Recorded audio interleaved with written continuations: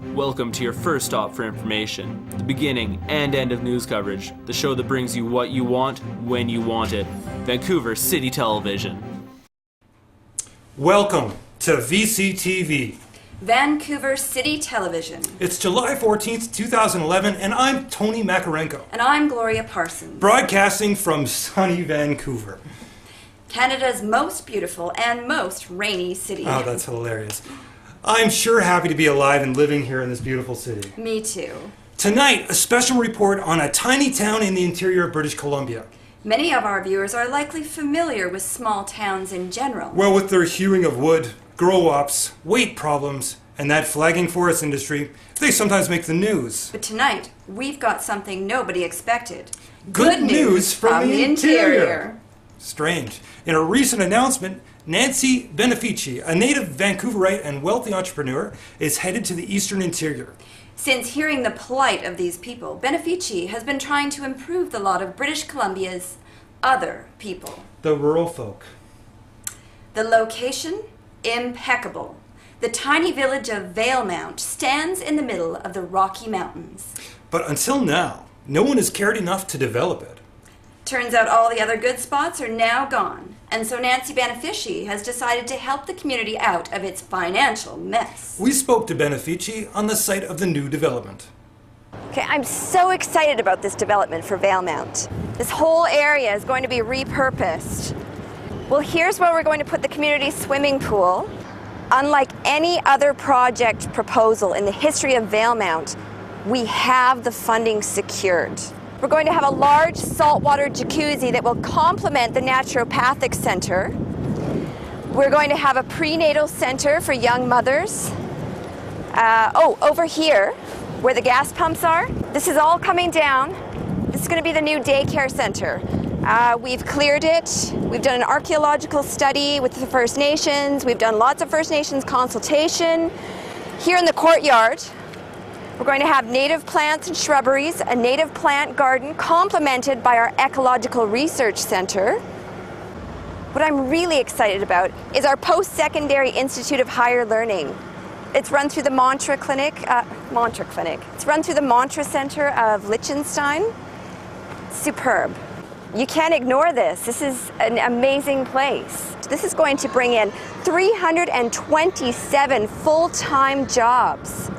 327, not to mention all of the construction that will be going on. I think it's going to be an amazing boon for Valemount. Let me just say that we've jumped through most of the hoops. We've been approved by council.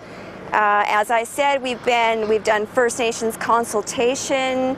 All the paperwork is pushed through. We've found the funding. We've got the shareholders on board. We just need a little bit of community support. We just need a little bit of community support. Right.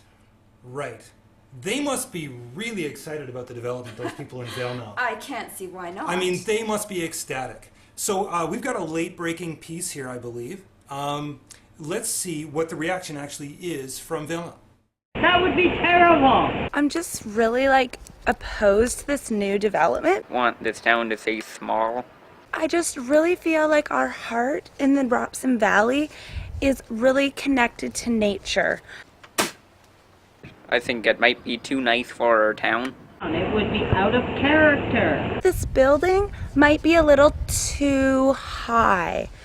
All this talk about spas and resorts and such ain't gonna do no good for the local folk who just like to have a nice, quiet life here like it's always been. It would also attract too many people off the highway. What would we do? The parking lot would be crowded. We don't want it to become the size of Vancouver. Like all my neighbors here, we like it quiet. Shush now.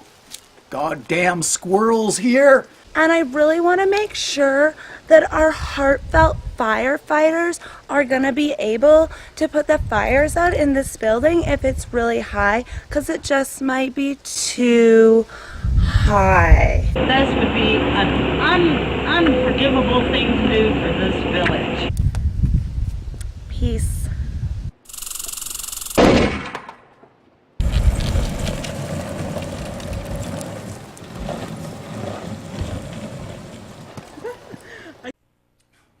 shocking, Tony. Wow. A rather unexpected reaction from the folks there. Gloria, it's curious indeed. You know, we're going to have to turn to our interior correspondent a little later in the show and just get some analysis about what the people are thinking. Indeed.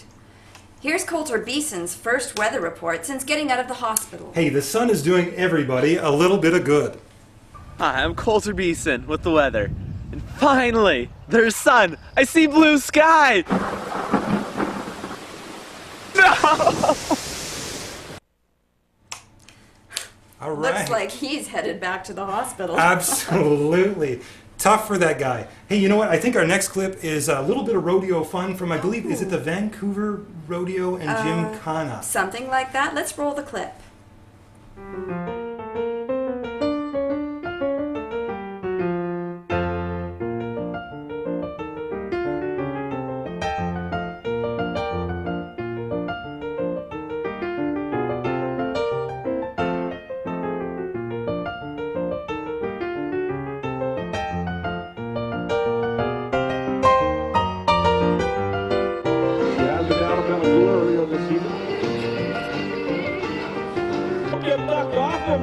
As you drive around number 2. Out around 2, Melody looking down for number 3. The race is a good giver. That horse is a real head tosser, I tell you. All right, Doggerel, let go of Mom's hand and run in your own. Run, Doggerel, and let it go around 3 of a half, ladies and gentlemen. So that's where it all. Black horse, never stepped on the egg at this time. And this is where it takes a little bit of eye. The horse hit the egg. This could be a fast time. Ladies and gentlemen, your job as the audience is to hoot and holler. You can make Kelsey charging in for number 1 on the flag. Reaching down, trying to grab herself a flag. Kelsey's a lot like looking for a husband. The quicker he does, the bucket shoots is what she's looking for. In that keyhole-shaped pattern, Island come charging in. Good so far, takes the turnabout and heads on out. And it was close, but it will.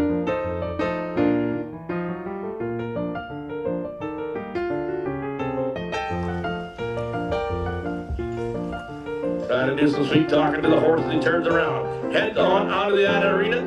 At breakneck speed and out and he goes. Ladies and gentlemen, give her a big round of applause. Boys and cowgirls can start on the left hand barrel if they so choose. They just must remain on that same lead to the throat of the races. Out the barrel, 2 of the cloverleaf shaped pattern. 2 barrels standing. She looks for number 3. That's the third and final barrel.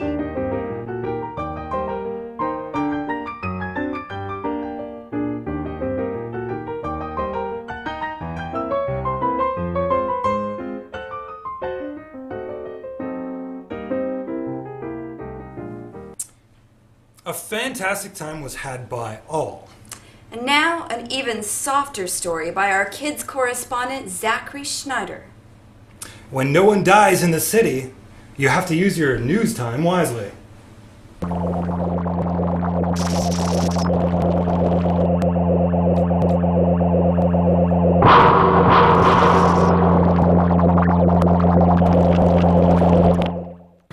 Hi, I'm Zachary Schneider, and today I'm going to blow up a few balloons with vinegar, baking soda that is inside the balloons, and a bottle.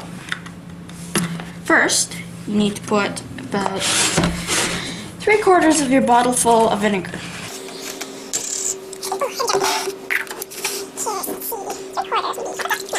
Okay, 1 cup of vinegar with this small bottle. Put a balloon on the top of the bottle.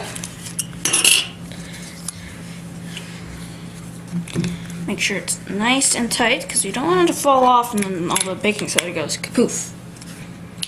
Okay, there we go, nice and secure. Now what's going to happen is going to be an acid-based reaction.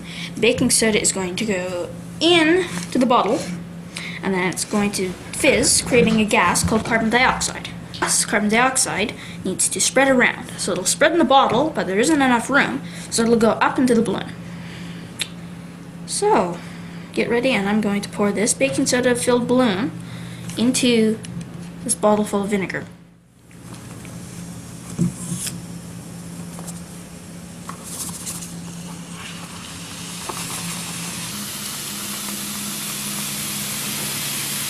Okay, this balloon didn't get as big as I thought. Wow, that is a big balloon. Wow, cool. So, why blow up balloons yourself when you could have chemistry do it for you? Okay, maybe open it first. And tie it. Wow, that is a crazy big baking soda balloon. Okay, one baking soda balloon. That's sort of heavy because all the baking soda didn't go into here. Okay, well, this is Zachary Schneider signing off of sciencey stuff, I guess. I don't know. I guess it's not really crafts anymore. Well, bye.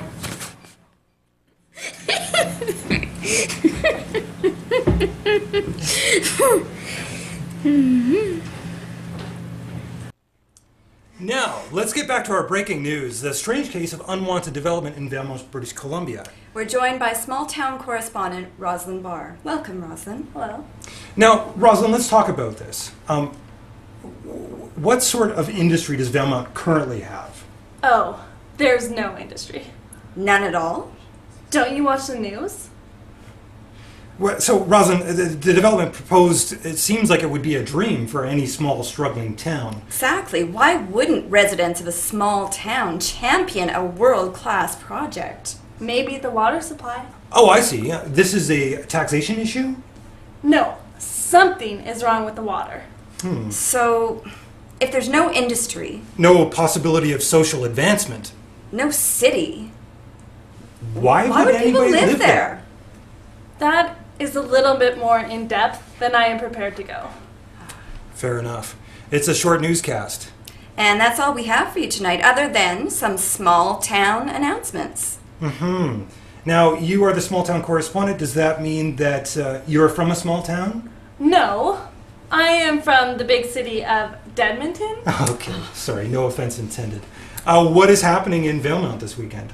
Well, there is some stuff going on, such as we have a ladies' open golf tournament.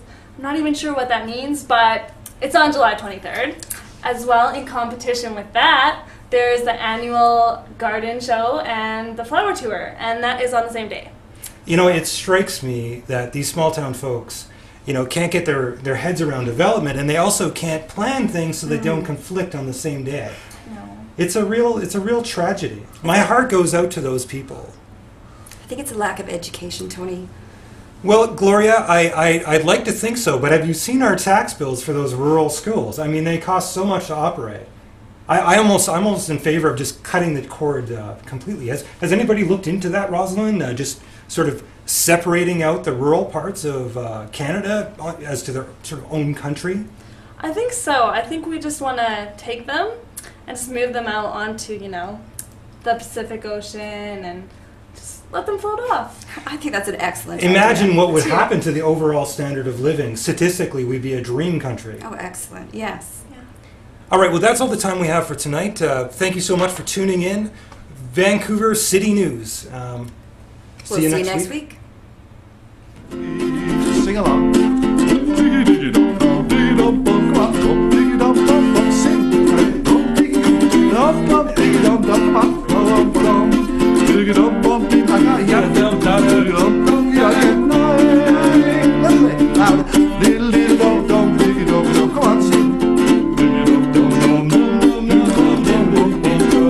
That's enough. Longing to depart on a journey back in time, took a course in healing broken hearts, and one was mine. Left a stranger laughing, better off for having been in the presence of my darling dear Catherine.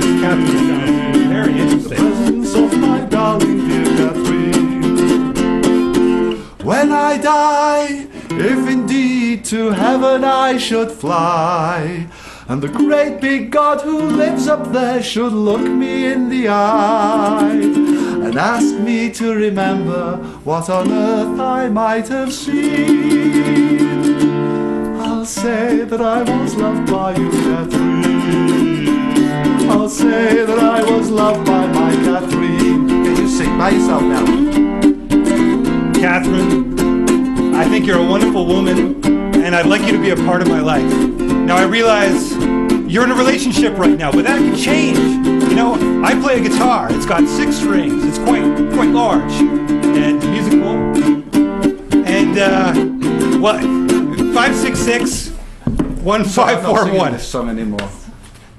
I think that spoiled the whole thing now. That was a very romantic song. And you're giving my wife your telephone number. It was indeed a very wonderful. Look at you smiling and smirking. You think you're so funny, don't you?